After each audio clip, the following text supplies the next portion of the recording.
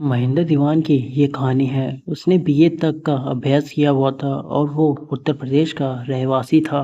स्वभाव में मिलनसार होने के कारण मैं बहुत ही जल्दी दोस्त बना लेता हूँ। फेसबुक पे मुझे एक दोस्त मिला। उसने मुझे मुंबई घूमने के लिए आमंत्रित किया। मुझे पहले से ही मुंबई जाने की बहुत ही इच्छा थी, इसलिए मैंने मुंबई जाने का पक्का किया।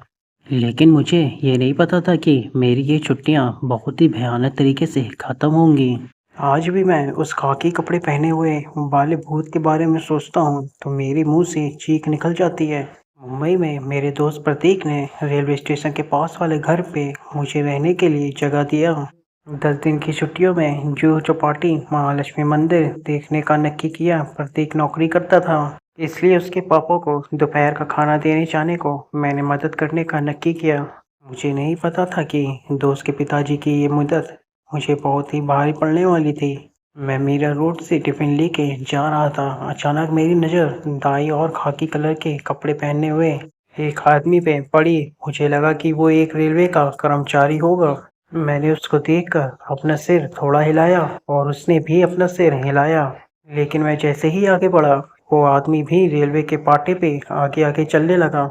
अब मुझे डर के कारण पसीना आने लगा, क्योंकि मुझे लगा कि वो मानसिक रूप से अवस्थ है या फिर मुझे मार के लूट लेना चाहता है। मैंने अपनी चलने की स्पीड बढ़ाई तो उस आदमी ने भी मेरे साथ दौड़ने लगा। दौड़ते दौड़ते वे अचानक उसने एक पत्थर उठा लिया और दूसरे हाथ में पहले से ही एक लकड़ी थी। जब वो पत्थर लेने के लिए नीचे झुका तब उसकी पीठ मेरी ओर हुई थी। तो मैंने देखा कि उसकी पीठ पे मांस के टुकड़े टक रहे हैं और खून की धार बह रही थी। तब मुझे पता चला कि मेरे उसके साथ मुलाकात हो चुकी है। अचानक ट्रेन की सीटी बजी और सीटी बजने के साथ ही उस आदमी ने चीखें निकली मेरे पर, मेरे रूह तक के खड़े हो गए। और मैं कुछ भी सोचे बिना टिफिन फेंक के जोर से दौड़ने लगा। मेरी चप्पल भी रास्ते में टूट गई और कंकड़ और पत्थर वाले रास्ते पे 300 मीटर तक दौड़ के हाईवे तक पहुंचा। सन्नाटा और उस सनकी से दूर जाके लोगों की भीड़ देखकर मेरे जान में जान आई। लेकिन डर के कारण मैं रोने लगा। मेरी सांसें इतनी तेज चल रही थी कि थकान के कारण उस हाईवे पे बैठ गया। मुझे रोता हुआ देखकर लोग इकट्ठा हो गए। किसी ने मेरी जेब से फ़ोन निकाल कर मेरे दोस्त से बात किया। मेरे दोस्त टैक्सी में बैठा के उसके घर ले गया। प्रतीक के पिताजी ने मुझे उस रेलवे ट्रैक के पास भटकता हरियाणा नाम के भूत की दुर्घटना वाली बात बताई। उन्होंने बताया कि हरियाणा में एक रेलवे कर्मचारी था। हरिया का काम ट्रेन के पार्टे रिपेयर करने का था और जानवरों को रेलवे के पार्टे से दूर रखने का था। हरिया खुद का काम पूरा लगन और मेहनत से करता था। एक दिन एक जानवर का पैर रेलवे के पाटे पे फंस गया था। हरिया ये देखकर पाटे की ओर भागा और अपना पूरा ताकत लगा के वो जानवर का पैर निकालने की कोशिश करने लगा और उसी वक्त ट्रेन अचानक से आ गई।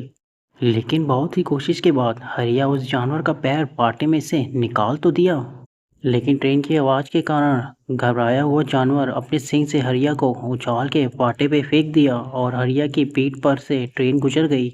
शायद यही कारण से हरिया ट्रेन के पाटे पे गुजर रहे हर एक व्यक्ति को ट्रैक से दूर भगा रहा है और बहुत बार दोपहर में जानवर उस जगह पे जाके जोर जोर से चीख रहे हैं।